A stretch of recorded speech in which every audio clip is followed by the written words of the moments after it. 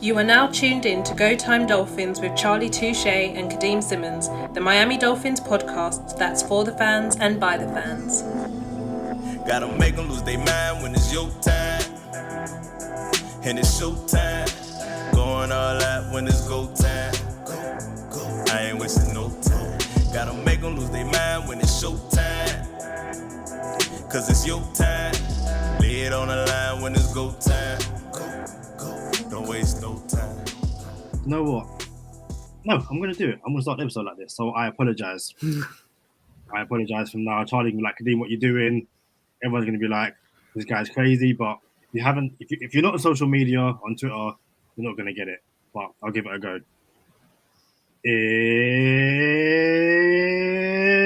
It's go time, baby. I'm in a good mood today. I'm in a good mood. Don't ask why. I'm just in a good mood. There's been so much negativity about the Dolphins the past 4 days. That let's be upbeat. Let's be positive. There's some interesting candidates who could take over from Brian Flores. I'm sure we'll discuss that. We just come off the back of a season in which we expected to reach the playoffs. We expected to go 12-5 or 13-4. At its worst, it was going to be 12-5. And obviously we lost our head coach. And I've said this the last few shows now. Our plan this off season was to get the likes of 5YardLee, from Chris Adams, from the Finns Tailgate, Josh Casco and his brother, having the brain from Same Old Dolphins Show, and just a bunch of Dolphins fans to discuss what we thought the hot topic was going to be: Sean Watson or Tua Tagovailoa. That's still a hot topic, but the more pressing topic is who's the head coach going to be. So it's been a while since 5YardLee was on the show, and he was, I think it was definitely pre-season. He was meant to be on the post-Jag show, but obviously COVID kind of put an end to that. And then again, it's schedules, COVID. Obviously, 5YardLee went to Miami to the Dolphins game, and just we haven't had a chance to get Lee on the show in way too long. But before we jump over to Lee, Charlie, how's it going? Yeah, you are crazy. I don't know what you had going on just now, bro. Have you not seen that video? It's this kid. He's in like chem class, and for like over and over again, he's like, "It's chem time, baby." Have you not seen that? I have not. Oh, dude, it's amazing. It's just so much fun. I said, no, I could share it now, but we're not gonna watch that clip. It's nothing to do with the Dolphins. Hey, shout out. Kadeem got the back-to-back Marlin jerseys. He got now. This is not the vintage Miami Marlins or Florida Marlins. Now he has the Miami Marlins jersey. If you're listening to audio, y'all check us out on YouTube. Share, like, subscribe. That's the Kristen Yelich, Marcelo Zuna, Juan Carlos Stanton, Jose Fernandez Marlins. You know what I'm saying? We were a couple pitchers away. We could have did something for real with that team. Rest in peace to Jose Fernandez. That boy there, man. Lee, man, I just want to tell you, D. Gordon Marlins, by the way. D. Gordon was on that team. So I just want to tell you, Lee, bro, I appreciate you for filling in for me, man, when I had COVID, bro. This is your first time, the first time you've been on since I've been back. And I just want to thank everybody. What's up, Kadeem? Oh, all right. So I just want to thank everybody who came in for me, bro. So I appreciate you. I might have sent you a text and hit you up on Twitter and everything, but I really do appreciate you. I wanted to say it in front of everybody for real, man. Anytime, man. It's always great to come on and talk Dolphins with both of you. But anytime, it's good to come on. That's what's up. 5YardLee, Dol-Fan UK podcast. Tell them where everyone can find you, bro. That's it. 5YardLee on Twitter. Dol-Fan UK podcast. That's it. There it is. Nice and easy. What you got, Kadeem? Very quickly, because I know Lee is such a down-to-earth person. He's not one to accept praise and stuff like that. But when Jalen Waddle broke the rookie record, I know I retweeted it. I'm sure Charlie retweeted it as well. There was a graphic from the Dol-Fan UK Twitter account. Lee, that graphic was amazing. there's no two ways to like. I can't give you your flowers enough. That graphic was just so dope. For Yeah. anyone who's seen our shows on YouTube, the background layout we have, that's 5YardLee as well. I know there's a few posts on social media in the off season with like quotes from people who were on the show. 5YardLee was one of them himself. That was 5YardLee as well. The chances are, if there's a graphic on this show, it's either 5YardLee or Charlie, and 9 times out of 10, it's probably 5YardLee. So it's like nine and a half times out of 10 is probably 5YardLee. The problem with the Waddle one was you wanted to have it ready for when he broke the record, which means I made it the week before, and I feel like I jinxed him in that game against Tennessee when he caught the ball early, and then never caught enough one the rest of the game. I mean, we could start there, man. Like that's where the wheels came off the bus, and some could argue the wheels came off the bus in the 7-game losing streak. But what did you make of the end of our season? And you know, there's been a lot of moves, man. What do you see us right now as a franchise, and what do you think it went wrong for the Miami Dolphins? I think probably the decision to part ways with Flores was made after that Tennessee game. There was no point in actually making the move then, but I think it's not the result as such. It's the fashion in which we got beat. It looked unprepared, and then when Mike Gesicki comes out in a post presser and says we didn't plan for bad weather, I mean, like every Dolphins podcast going was talking about, well, weather's going to be at least a factor, but apparently it was completely overlooked by the team. I think that's a bad look for everyone, and unfortunately that starts with the head coach. What you got, Kadeem? I think it's obviously what we're hearing is that it kind of happened, or it was going to happen a few weeks ago. Like that, probably the Titans game was the final nail in the coffin, but there were things which kind of led up to it. I think obviously after the Tennessee game, we reported, or we heard, and we said it on the last few episodes that Tua and Flores kind of got into it. But now basically be confirmed by a few other media sources that after that game, the Tennessee game, Tua and Flores got into it. We were the first ones to put that out, weren't we? I think so. First ones to put it out. Also the source, I'm pretty sure the source who gave it to us also put it out as well. But I don't think they did, and then they put it out like after he got fired. But yeah. Breaking news on Go Time Dolphins. I'm just saying. But then after some people were like, okay, well that happens, after a loss, after a bad game, people are going to kind of go head to head. But what's been really, and again, when you're winning, when things are going well, you're not going to have oh, by the way, Flores is treating this person this way and that person that way. But some of the stuff we're hearing about how he would just completely blank some young players. I read a report. Again, I need to do a better job of remembering while I'm reading these reports. But there was one report where a young player kind of went up to Flores, and the first thing Flores said was, "Don't talk to me about your playing time." And the person was like, "I wasn't coming to talk to you about that." But if you've got that guarded interior or exterior, it's probably going to be quite difficult for him to connect with certain people. And I think in this report they named that Jason McCourty never really got that side of Flores, so they were saying that the younger players found it difficult to talk to him, but the older players were completely fine. So I guess, Lee, what do you make of that? And do you think there's any truth to it? Yeah, I mean, let's say we heard a couple of weeks ago as well that there was problems with a couple of upcoming free agents where they'd already decided basically didn't really matter what the money or the offer was, they wouldn't be back because they just despised the way the coaching staff acted and everything. It wasn't just Flores, but of course he's the leader of the pack. He's a head coach. He has to take responsibility for all the coaches under him. And I think it probably played into it when you've got free agents that are already saying, look, I don't want to be back. If you meet my asking price, I still don't want to be here. And that's a really kind of damning indictment of the way people are treated. So, yeah, it sounds like he was having a problem getting on with people. I don't think Ross was lying when he said communication is probably the biggest issue, and it's communication as in berating people, not communicating people, just a complete breakdown of communication basically in every way. And I think that's probably the biggest reason he's not here, because I can't think of any off the top of my head, but I'm not sure that anyone's ever been fired after winning 8 of their last 9 games. So whatever it was is more important than the fact that he's 24 and 25. And actually, if you get rid of the tank season, which is easy for me to say, but, in the 2 seasons they were expected to win games, he's won plenty.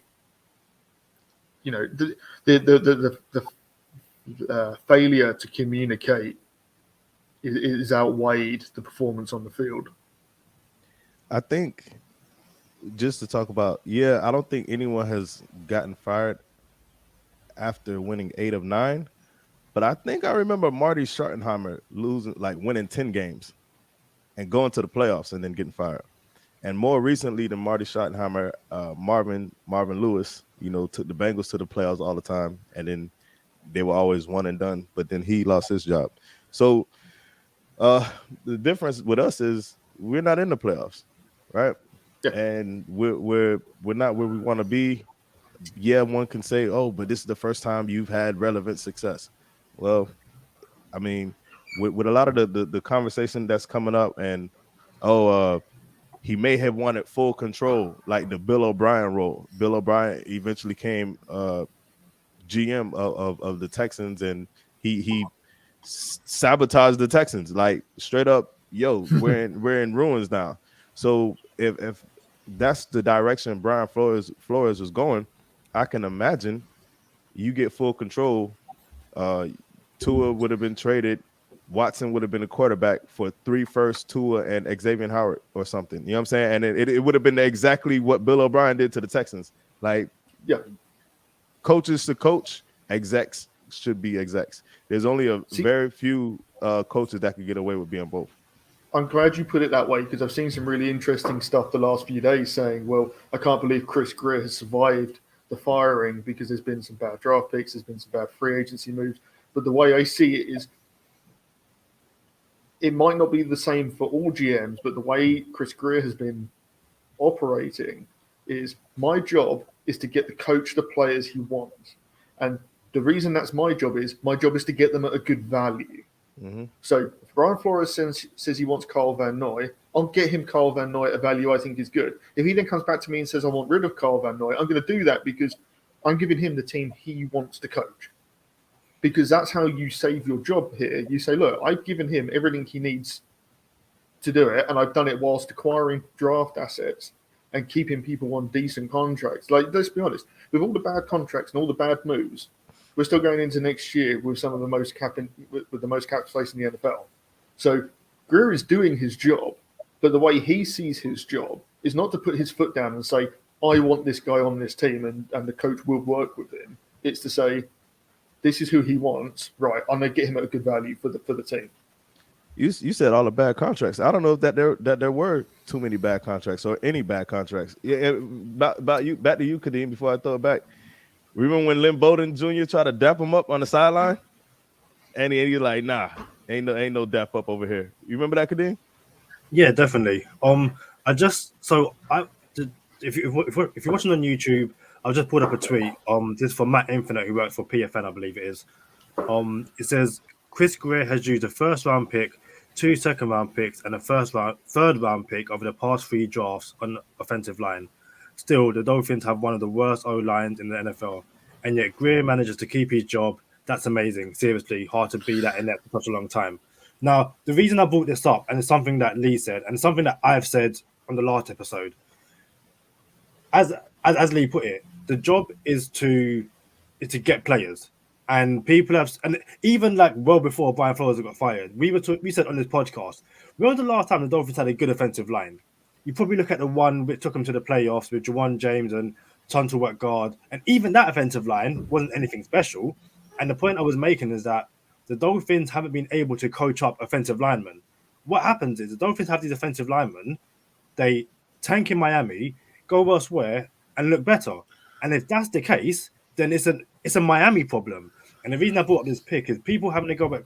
I'm not me and Charlie disagree on this, because I've said that Chris Grier has tried to build the offensive line. He spent premium picks, as this tweet says, but to me, it's a coaching issue. And if the next guys come in and this offensive line, these same players look good, to me, it's not Chris Grier's fault. And I still don't blame Chris Grier for this line. I blame the coaching, which has you have Liam Eichenberg, who played left tackle in college. You move him to right tackle, which I still think is probably the best position. But then he spent the whole off season playing multiple positions. Austin Jackson, the left tackle, you move to left guard, and you're still playing Jesse Davis at right tackle. Like, what are you doing? So I know Lee wanted to interject. I just thought it was an interesting tweet because I think Chris Grier hasn't done an awful job. Bro, you tripping. I'm gonna give it a Lee, but you tripping, Kadeem. I was to be honest, you're not gonna like this because I'm gonna agree with him. That like there's too many Dolphins O linemen that were cut at the beginning of this season that did a fine job elsewhere in the NFL. And that comes down to the coaches saying, we don't want these guys on our team because Flores had control of the 53. So the fact that Matt Skura is not on the 53, but playing full-time in New York, not necessarily for a good team, but we've got enough O-line problems that he should probably still have been here. Jermaine Illuminor helped beat us, against the Raiders in Las Vegas, but he never even got a chance to start on this team. So why are they going elsewhere and they can suddenly play again? Why is Austin Jackson deteriorated so badly? Like his first season, there was games where people were saying, okay, it looks like we found a player to play tackle here. And then all of a sudden his performance goes backwards and backwards.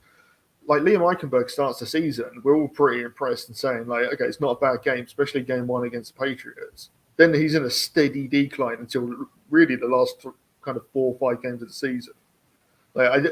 It's going to be really interesting to see a new coaching staff and what they can do with some of the pieces that are on that O-line because, we've cut players that are starting in the NFL. To your point, there's also Solomon McKinley who did good his first year that didn't see the field the second year. No, I get it, but to push back, how about this? I can't buy that, bro. Like, yeah, I really do feel you, and we won't know until next season, unfortunately. But it'll be after we've already invested in more pieces for the O-line. We're not, if you're a GM and you're a head coach, the new head coach that comes in, you're not going to say, hey, we think the coaching was terrible, right? Like when I say coach, I'm not just talking about Brian Flores. I'm talking about his O-line coaches, his offensive side of the ball was terrible. We think these guys could be coached up, which we've seen them all perform well before. All of them, every single one of them. So what you're not going to do is not invest in the O-line this offseason. You're not going to say, hey, we'll just test the waters again without even getting a right tackle or a center. I doubt you do that, right? So what happens is now coach is going to come in, and I wonder if they could get coached up. Like, man, bro, it really was Flores' staff that couldn't coach up the O-line, which is not far-fetched, but this is where we are, right? Now, the pushback on the other side is it makes sense. A lot of this makes sense. Shout out to Mike Gesicki. I think he was sneak dissing. I really do. He had he posted underneath Tua's Instagram picture that said, next year we're going to throw the ball 40 times a game. I promise that's a sneak diss to when they threw the ball 40 times against the Titans in bad weather. So, listen, here's the thing. And I had to think about this for a second. Remember when no one knew who the OC was and it was dual OC and it was who's calling the plays, right? Turns out it was Gotze. But Charlie Fryer was the voice in Tua's helmet. Everybody's like, what's going on here? Like, what is the operation, right? And it just dawned on me a couple days ago. Now that all of this has come out, that the staff is in flux, there's always turnover. There's 4 OCs in 3 seasons. It's 3 O-line coaches.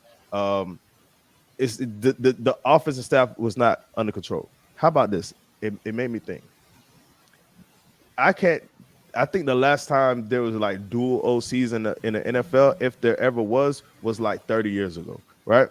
Secondly, to have a glorified tight end coach and a glorified running back coach as your OC, why aren't they the ones in the helmet talking to Tua, right? Someone asked me this at the beginning of the season when this was like a conversation. I'm like, well, Charlie Frye worked with Tua. He's probably more comfortable with Tua and Charlie Frye working that out, and they could digest plays and stuff. And then now that this has hit the fan, I'm like, nah. I wonder if it's because Charlie Frye, being a former quarterback, although he wasn't a good one, but Usually, if you're not that good of a player, you're a better coach. Hold on. If you're not that good of a player, you're a better coach, right? So, although Charlie Frye wasn't the best quarterback, he was a quarterback.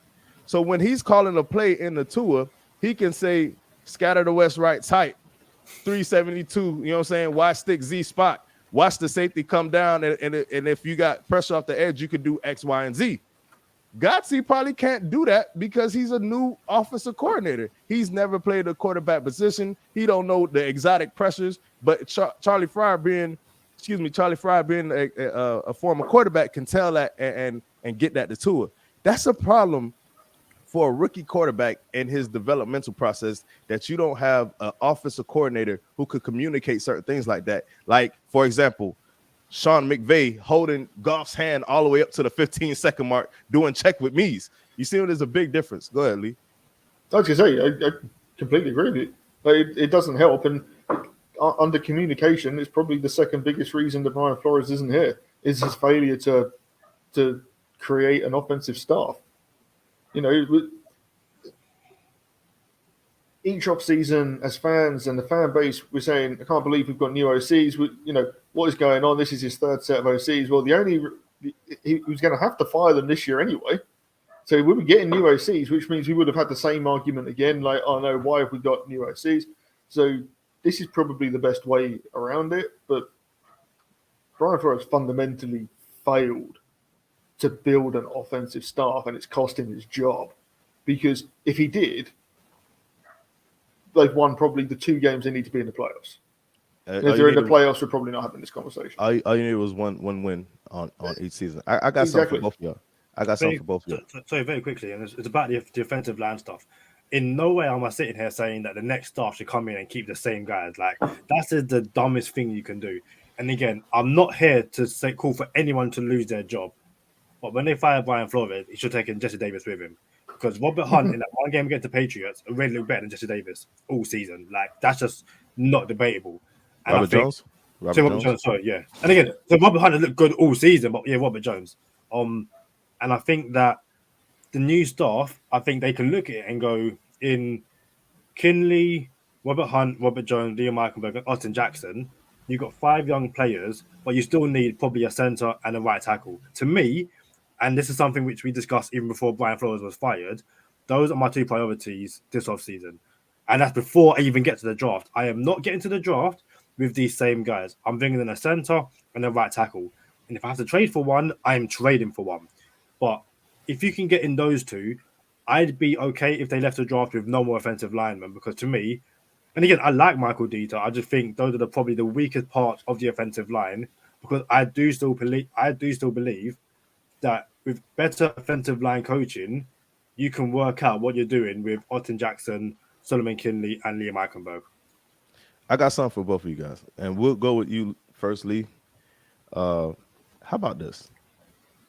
Remember earlier in the season when everybody was like, "Where's the defense of last year? How come we're not even running the zero scheme, right? The zero pressure. Like, we're not doing none of that. We're like, where is the okay, we're gonna do some exotics. We didn't do none of that. I don't know. It seemed to me like until week 6. That's what it felt like, right? Or when was London? What week was that? Was that week 6? It might have been after that. Who knows? So it's like the first half of the season, we didn't go with our identity. And I wonder whose decision that was. And I wonder if it was like, you know what, I'm gonna let Josh Boyer do his thing because he's the DC. Or LB said it. He's like, bro, with knowing what you know about Flores, do you think he would let that happen for 6 games? Or does that sound like that was a Flores type of decision and it went wrong and he said, all right, we're gonna go back to fix it? All that being said, how about this? How would you feel if the Dolphins retained Josh Boyer as the DC and still applied the same scheme as a defensive coordinator?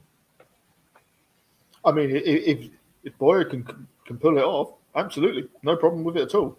To be honest, this is the strange thing about the whole situation is, had we been sitting here today and Brian Flores is still the head coach, I'd be no more upset than I am right now. Do you know what I mean? I didn't want him to necessarily get fired. I thought he did a good job. You know, a lot of the stuff that we now know has come out in the last 14 days. before that, we're considering him a coach of the year candidate. So I've got no problem with it. I wanted, and people are going to hate this, and I've said it on Dol-Fan UK podcast. I wanted him to bring Brill O'Brien in as an offensive coordinator because it's someone who'd been at the Patriots who could work with Brian Flores as someone he could trust. But getting back to the defense specifically, I think he just outthought himself. He's like, someone's going to figure this out, so we're going to change it before they figure it out. Yeah. But no one has figured it out. And when they went back to it, and it seems like was it Xavier Howard said in the presser, maybe after the Ravens game, we got back to playing our defense. Yeah. It's like, I wonder if the players are what finally pushed him into it, saying, look, we just got to go back to what we were doing. If someone finds a way to beat them whilst they're doing that, that's no problem. Fine. Yeah. That happens.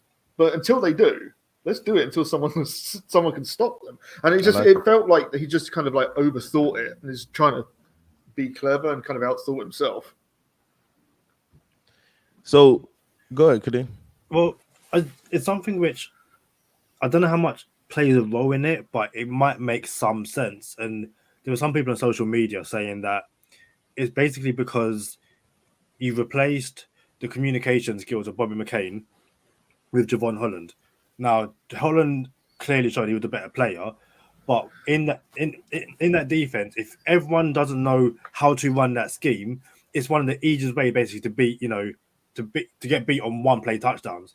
And I wonder if those first few weeks it was getting Jalen Phillips and Javon Holland up to speed with what they needed to do before they could fully run it. Now, it's one of them things where, to me, it's probably a bit of both. It's probably Miami tried to get too smart, and so Miami trying to get too smart. Josh Boyer's calling the defense and isn't calling it the way the players probably want to, because Javon Holland and Jalen Phillips probably aren't up to scratch. But at the same time, and then once they were, you're kind of like, okay, fair enough. Because what you also saw that second half of the season is Javon Holland was just everywhere, and he wasn't getting beat. He was just run up the line of scrimmage. He was sacking people. He was laying the hit stick on so many different people. Jalen Phillips started to become more alive. And sometimes it probably just was that those first few weeks, while the rookies were getting up to scratch, like they were fine to run some of the basic stuff, but some of the exotic stuff, where they don't have, okay, we're going to run this, cover zero blitz, but we can't have Bobby McCain and sub Javon Holland out. So we're going to not run it. We're going to kind of sprinkle in a few cover ones and cover twos, but it might just be a case of, Holland and Phillips were like, okay, guys, we're ready. We can run it. And then from there, off you go. You know what's funny? I said day one when the firing happened, if you got players coming out angry about it and upset that they lost their head coach and start to sneak this in the organization, then you know something's wrong. We ain't get that yet, bro. We have not had one player upset, like straight up frustrated or upset. You got a lot of thanks. Hey, thanks for taking a chance on me, coach. Yeah, you're going to have that. They'll say, hey, it's been real. We had some great times here. All right, cool. That's your coach. You're going to do that. But we got Devontae Parker. You know how I feel about Devontae Parker. So this is not my best go-to witness. But Devontae Parker commented on the firing. The Dolphins had a statement. Rick Ross. Stephen Ross had a statement and put it out. And, the social media team put it out. And Devontae Parker commented on it. Deleted his comment, but fans were at his head about the comment. And basically paraphrasing, one of the fans came at Devontae Parker and said, I'm just paraphrasing, but he basically said Devontae Parker was a punk for that comment, right? So Devontae Parker goes and gets into this back and forth with the fan on the comment, and basically leaves it with ask your girlfriend about me or something, something like that, right? So clearly Devontae Parker co-signs the firing, right? And is this right? Is it right here? Yeah, it's really, really difficult to read. Yeah. But the fan basically says, Devontae Parker, why you like this? Hold on. So we pulled it up on the screen. So if you're listening to audio, we're talking about the picture that we see right here in front of us. And Kadeem just blew it up. My dog. Go ahead. So this guy called Tyler, I'm gonna say Diet, says Devontae Parker, why you like this? Parker's response is brilliant. Parker says you can shut up too. And then there's a few other people, responding. Tyler says, you're the only player on the team to like this post. It was a genuine question. And Parker says, I don't give a F what it was. And that's basically all that is. But yeah, so there was another one, like probably prior to this one, because there was another fan at his dome, and that was the one where he's like, yo, you're soft for that comment. And then Parker basically said, I don't care what you think about me in my comment. You know what I'm saying? So then you have something interesting, and then you got Mike Gesicki sneak dissing. And here's my interesting part. My interesting part is Flores went to bat for Xavier Howard and got him his money. And if you're in the Bill Belichick system, you need a corner. That's your defense is predicated on the corner, right? So Flores went to bat for Howard and got him his money. And Howard, from what I understand, had a post after the firing, but deleted it as well. So I'm like, I don't know. We're not gonna go with the finger pointing no more. Whatever. He's gone. Why he's gone? All I know is, doesn't seem like everybody is not, like, it seems like everybody's okay with it. Like, okay, if that's the case, then I don't think it's gonna break up nothing moving forward. So I'm gonna give it to you, Lee, bro. Where do we go from here? What do you make of, like, maybe do we retain Josh Boyer? If not, who do you want? I know you heard the candidates out there. Anything that piques your interest, and what do you think the locker room is going to be like moving forward? It sounds like the locker room is actually going to be all right. I know some of the defensive players are upset, but like you say, the defensive players are a bit upset that he's gone. But the offensive players, especially Gesicki and Devontae, let's be honest, he hurt their value, and that's why they're upset. Like, Mike Gesicki's value has been hurt this season, and he's about to try and get paid. So that, that hasn't worked in his favor. As for the next head coach, I mean, look, at the start of the season, I set out 2 goals for this team. One of them is make the playoffs, and the second is find out if Tua is the guy. Well, neither of them were completed, and the second one is the most important, and that's to find out if Tua is the guy. So whatever head coach you pull in needs to be someone who is willing to work with what you have and see if Tua is the guy or not. Take the free agency money, build around him, build in the correct way. We know what his limitations are. We know what he does well. Let's build the right way, build an O-line, and then find out if he really is the long-term starter.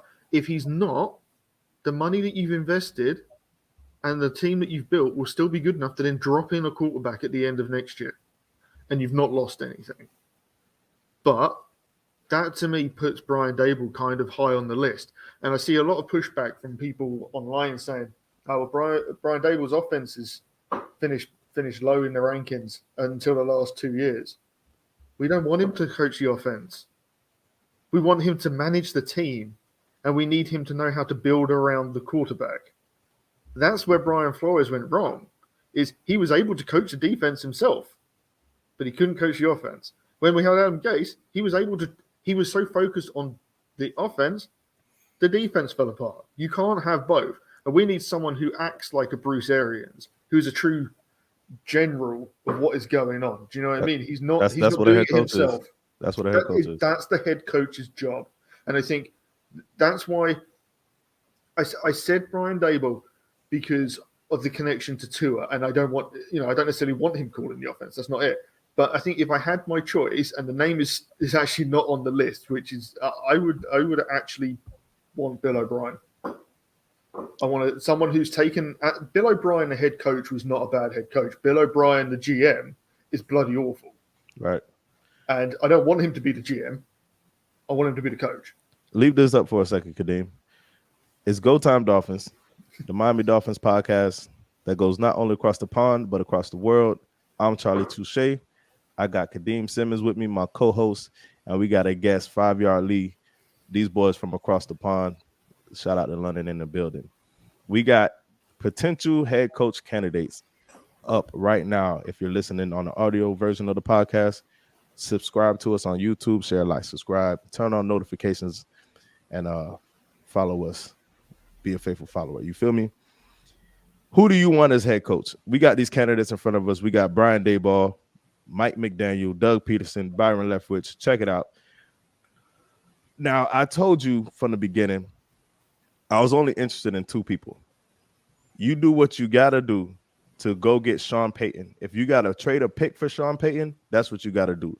If you got to pay Sean Payton double what he's making and tell Sean Payton, listen, no one would ever get paid more than you. When someone gets close to you, we will give you a raise. That sounds unrealistic. I understand. But I am intrigued with Mike McDaniel. And I am also becoming more intrigued with Brian Daboll. I feel like if you took a chance on McVay, he was the next young big thing. LaFleur, obviously he's working out, young big thing. Kyle Shanahan, big thing, right? So these are people who know football and became, yeah, they're not the general type, but it's working. And this is an offensive game. And I will say this, here's the thing, my knock against Daboll. It's a passing league, but you got to run to win. And we can't run the ball at all, and Daboll doesn't run that much either. So when you have a Mike McDaniel, the run coordinator, who is now the offensive coordinator for one of the best running teams in football, I wonder what that would look like if you can balance. Imagine Tua in the San Fran system. They'll win every Super Bowl. You feel me? So you got the weapons, you got the line, and you got somebody who can manage. Then you're in a good situation. Who you feeling right now, Kadeem, as far as your head coach candidate? I still like Doug Peterson. I think what Mike McDaniel is saying in clips is doing really well on Dolphin social media. So there's one clip of him talking about why he has his quarterback pitch the ball on inside runs, and I think the reporter basically says, normally you pitch the ball on outside runs. So why are you doing on inside runs? And he's like, there you go. It's because everyone would expect it on an outside run. So if we pitch the ball on an inside run, but defenders are basically thinking, okay, it's a pitch, we've got to get to the outside, it's creating a mismatch. And I think he said something like, you're trying to get like a 3-yard play to a 15-yard play. And he's, they're basically saying he's like, he knows everything about football. And I think when you listen to Sean McVay talk about football, he knows everything. You can ask him a game from 7 years ago, like a random game, like, oh yeah, that's the game where X, Y, and Z happened. And it's like, okay, yeah, this guy gets it. I think, so we tried to interview Mike McDaniel for the offensive coordinator job, and the 49ers promoted him to offensive coordinator. And blocked our interview. What's interesting is what people are now twisting. I don't know if they're twisting it or just the real story. What people are saying is that actually what really happened was that Mike McDaniel rejected the chance to interview for that job because he didn't want to work under Brian Flores, which is a massive proof and sign that actually no one wanted to work under Brian Flores. And that's why he had to basically promote from within in George Gotsey and Eric Studsville, is because actually everyone they wanted to get in for an interview job, they were like, no, we don't want to work under Brian Flores. Let me push back on that real quick, bro. If you followed Kyle Shanahan for the past 10 years, why would you work under somebody you don't even know? You see what I'm saying? And in the same position, right? Like, just give me offensive coordinator, Kyle, and I'll stay here. And this is where I want to be anyway. Why would I go be offensive coordinator somewhere else and I could get fired in 3 months? You see what I'm saying? So I think that story is bogus, but whatever, people gonna say whatever now. Oh, he don't want to work under Flores. I wouldn't want to work under anybody. You know what I'm saying? Like if I know how close I am, if I was so close, if I was 28-3 away from a ring, you know what I'm saying? Like that's what happened, and I didn't get my ring. So now you're in San Fran, and then I was in the Super Bowl again in San Fran, and I was a Jimmy Garoppolo pass away from Emmanuel Sanders from winning another ring. So, nah, bro, I'm not leaving to go be the OC for the Dolphins. You see what I'm saying? So let me be OC for the team I'm on now, and that's what they did. So there was no reason for him to come here. But I am intrigued by Mike McDaniel. He's kind of creeping up on my list, and I don't mind new. I don't mind. Oh, we got the next best thing, and no one gave him a chance, and look what happened. Because once upon a time, I think all three of us could sit here, and anyone listening could sit here and say, yo, I want someone to take a chance on me and let me prove my worth. And I told you so. I told you I could do this. So I don't mind being first, but with the team that we have now, whoever's doing these interview processes, we gotta hit it out the park. It has to be. We can't miss. Go ahead, Lee. So I'm still learning a bit about Mike McDaniel, and like you say, he's definitely going up my list as well. I read this morning. Does he call plays in San Fran? I think it's like a Eric Bieniemy, Andy Reid thing. I think they switch up. I think they it's a flow thing. So if I'm calling plays and it's flowing, there's no reason for someone else to jump in and start calling plays. And then hey, I got it for a while. Like Andy Reid probably take over. So I figure it's the same thing. So hopefully, if he was to be the head coach, he would be able to let somebody else do that job so he could focus on the whole team whilst having an input, but not be Adam Gase so focused on that side of the ball. I see that as a pro on his side. Do you know what I mean? Like, hopefully he's more willing to share and collaborate and work with the other coaches he picks. I wonder how deep his contacts are, though. If you are just a run coordinator and you follow Kyle Shanahan everywhere he went, and now this is your first year as OC, I wonder how deep your contacts go to where, hey, I got promoted. I'm a head coach. I need everybody to come with me. How much is everybody? How many is everybody, right? Do you have a coordinator that you actually trust to call plays? I don't know if you do. You know what I'm saying? Like Kyle Shanahan trusts you. Do you have another Mike McDaniel under you? You see what I'm saying? And that takes us back to Mike Vrabel. Mike Vrabel lost his offensive coordinator to Atlanta and became a head coach. And Mike Vrabel promoted somewhere else and did not skip a beat. Brian Flores had 4 OCs. You know what I'm saying? So how deep is a new head coach, a new first-time head coach? How deep is that guy's contacts? Can he survive a lot of turnover? And I think that's where you get with an experienced head coach where I think we're good. I don't even think there's going to be turnover like that, but if there is, we'll be able to survive it. So you have a lot of different avenues you can go, man. You want to close this out, Kadeem? Well, I think the thing with Mike McDaniel, when if the Dolphins can get a run game going, and I'm going to say this over and over again until it sticks in everyone's head and it actually makes sense. The Dolphins in Tua Tagovailoa drafted a pocket passer who excels in the run game. And you know where I'm going with this. They gave him no pocket and no run game. So in the RPO, run pass option, he has no run. It means there's no option. It's pass. Pass, pass, pass, pass, pass. If you then go, okay, we're going to bring in Mike McDaniel. Okay, cool. Look, all of a sudden, the Dolphins have a run game. If the Dolphins have a run game, those RPOs are going to hit a lot harder. It also means those play actions where, Tua fakes the handoff and then rolls out, which he is amazing at, just ignore the Titans game, then all of a sudden, it looks a lot better. But I think the flip side to that is, and to why you might go to a Doug Peterson, is that I believe when he was with the Eagles and they had an RPO game, no one ran RPOs as much as they did. And all of a sudden, Carson Wentz was like the MVP. He was the MVP that season. He got injured. It's unfortunate. And they win the Super Bowl with Nick Foles, basically running an RPO system. Now, we've seen what Carson Wentz has become. We've seen what Nick Foles has become.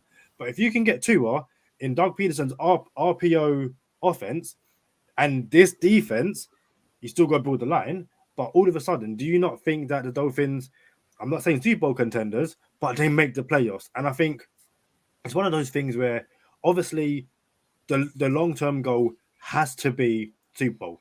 Has to be. But right now, just give me a playoff win. I've been a fan for about 7 years.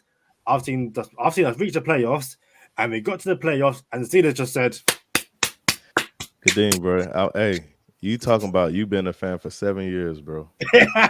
Boy, I'm not even gonna say nothing to you. And you talking about a playoff win, bro? I want a bro, playoff win. you did not have to wake up to 27 zip at the halftime in Dan Marino's last playoff game against the Jaguars. Like, am I dreaming right now? What is going on here? You didn't have to sit through the team. Wait, no, I'm not gonna do this. Was I even old enough then? Listen. Was I even old enough? Yeah, you probably were. That was 2000. Oh yeah, That was 2000. Listen, yeah. And shout out to I'm gonna get his name wrong.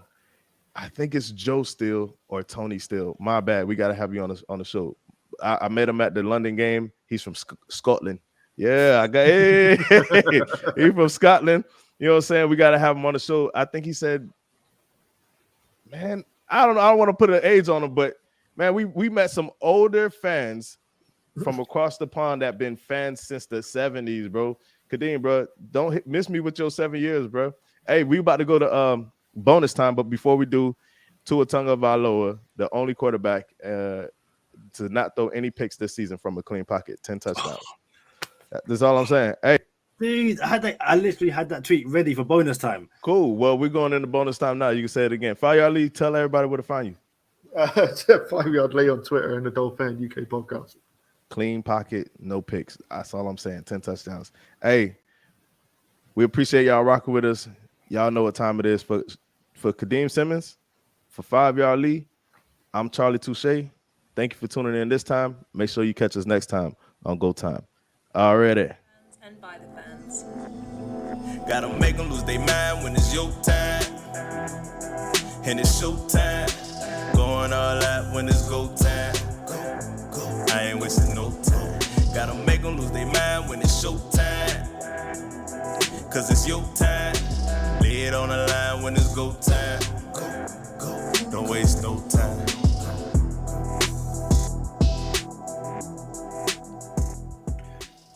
So I know I said we were going to talk about. I do have that graphic ready, that tweet basically about Tua's clean pocket.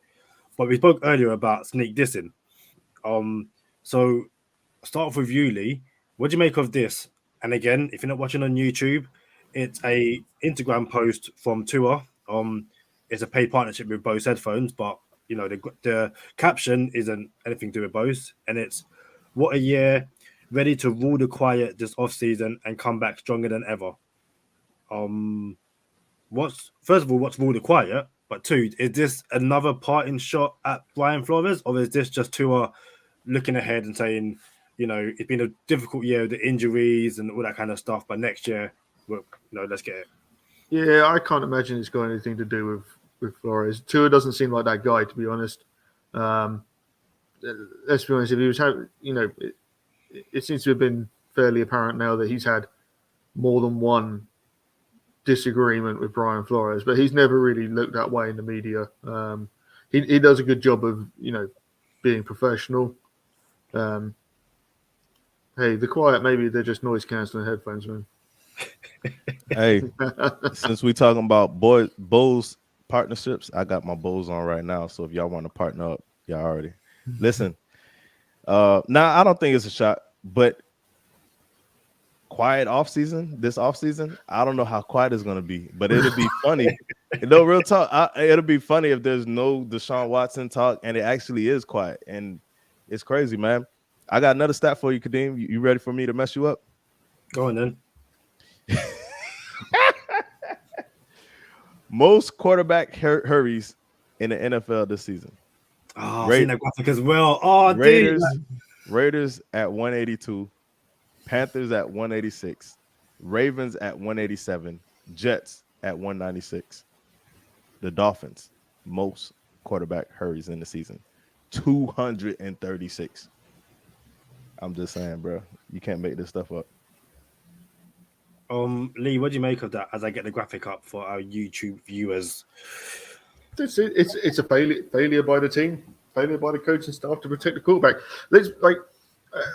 And for all the people who are screaming that Tua Tagovailoa is not good enough, I completely I understand where you're coming from. Like that, there's flaws in the game, and that he's not necessarily performed as well as you'd like him to. But the number one seed in the AFC is Ryan Tannehill. And what did we do whilst Ryan Tannehill was quarterback here? We failed to protect him. We abused one quarterback, and now we're getting another one abused. We're like, we shouldn't be allowed to keep puppies or anything because, man, this is what needs to be fixed. And whether it's Brian Flores, not Brian Flores, Chris Grier putting his foot down and saying, look, this is what I'm buying for the O-line. You will fix it. Or getting a coaching staff together that has O-line experience. This has to be fixed. Because at the moment, it doesn't really matter who's there. It's not fair on them. It's not fair to put Aaron Rodgers back there or Deshaun Watson or Russell Wilson or any of those guys. Yes, they'd probably perform better. Like, those are good players. They've got more experience. But how long have we been hearing the Seattle Seahawks have got to do a better job of protecting Russell Wilson? These things are important. This has to be fixed. And that's not close. Like, what is it? There's 9 hurries difference between the Ravens and the Jets. Right. And then there's 40 between the Jets and the Dolphins. It's not even close. And we needed one game to get in the playoffs. We only won one game that Tua didn't start. And 2 games that Tua didn't start. One of those he came in at halftime. And the only reason he was missing games is because he got a hit where he never even got touched. I could have played O-line like that, and I've never played football. I'm not saying that the Bills aren't a good team. The defenders are getting paid as well, but you didn't even put a finger on him. Like, job one, protect Tua, find out if he's the guy. If you protect him and he's still not the guy, fine, move on. That prove that he's not the guy. What's he got, Kadeem? Just fix your offensive line. The graphic we have up at the moment is Tua Tagovailoa. So this is from December 28th, 2020. PFF. Tua Tagovailoa from a clean pocket, 10 touchdowns, 0 interceptions. Only starting quarterback with 0 interceptions from a clean pocket this season. The stats speak for themselves. And again, I know people who I feel like Tua defenders. Some of them are just NFL fans, football fans, who kind of understand that there's only so much you can do when you're basically scrambling for your life on every single, every time the ball is snapped to you. Does Tua make mistakes? 100%. No one is saying that Tua does not make mistakes. But as I've said, more often than not, Tua, gets the ball, drops back, and has to climb up into the pocket straight away because Jesse Davis hasn't done his job and has allowed a free rusher. And at that point, it's like, he hadn't even allowed a free rusher. He's just been a turnstile. And it's basically been a free rusher. And Tua's had to evade pressure and then try and make a play and stuff like that. So, it's one of those things where Miami just needs to, build their trenches. The way to win is to build the trenches and, have a stern defensive line and offensive line. Miami have done the defensive side of the ball. The defensive line is getting better and better. Christian Wilkins looks better and better. Raekwon Davis, we know those guys. But what they basically need to do is fix the other side of the ball. And the next guy that comes in, he clearly has to make sure that the offensive side of the ball isn't neglected, the offensive line isn't neglected, and that, they basically find something which works. Just very quickly, I want to pull up a tweet from Kevin Dern from Dolphins Talk. So shout out to Kevin Dern, who was with us, was it 2 weeks ago? No, man, it was last week. Last week. Wow, time flies. But he tweeted, and make sure we can see it. One thing with Mike McDaniel and the Shanahan runs game system, I wonder about is just how long it takes to set that up. There's a lot of personnel change, running back, offensive line. You've got to get right. I'd be hesitant to bet on that getting fixed in a single offseason. How much runway is there? And Lee, I know you want to respond to that, so I'll let you go. I just spend every dollar of free agency money on buying an offensive line. Duke Johnson looked great at times. Philip Lindsay looked good at times. Like, you can find a good back.